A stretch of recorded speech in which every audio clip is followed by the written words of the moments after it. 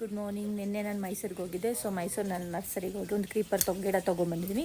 With ಹಾಗೆ indoor decoration ಹೇಗೆ ಮಾಡೋದು ಪ್ಲ್ಯಾಂಟಲ್ಲಿ ಅಂತ ನಿಮ್ಗೆ ತೋರಿಸ್ಕೊಡ್ತೀನಿ.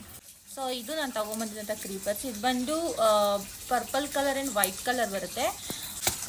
ಓಕೆ, ಇದ್ರ ಜೊತೆ ನೀವು ನೋಡ್ಬೋದು ಅಲೋಕೇಶಿಯಾ ಅಂತ ಗಿಡನೂ ಬಂದಿದೆ. ಅದಕ್ಕೆ ಈ ಗಿಡನೇ ನೋಡಿ ತೊಗೊಂಬಂದೆ. ಅಲೋಕೇಶಿಯಾ ತುಂಬ ಚೆನ್ನಾಗಿರುತ್ತೆ ಇಂಡೋರ್ ಪ್ಲಾಂಟ್ ಇದು.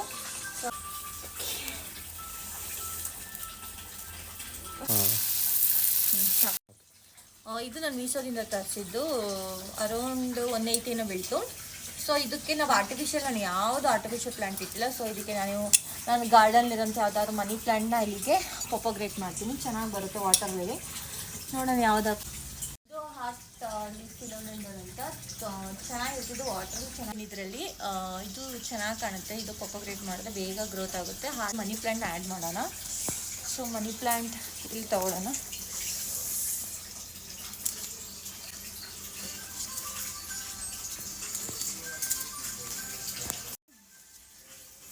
ಸೊ ಈಗ ಮನಿ ಪ್ಲಾಂಟ್ಸಿಗೆ ಇದು ಬೇರಿದೆ, ಕಟ್ ಮಾಡಿ ಇವಾಗ ಫೈನಲ್ ಒಂದು. ಸೊ ಇದು ಕ್ಯಾಲೆಟಿಯಾ, ಅದ್ರ ಪಕ್ಕ ಇದನ್ನ ಪ್ಲೇಸ್ ಮಾಡ್ತೀನಿ. ಚೆನ್ನಾಗಿ ಕಾಣುತ್ತೆ.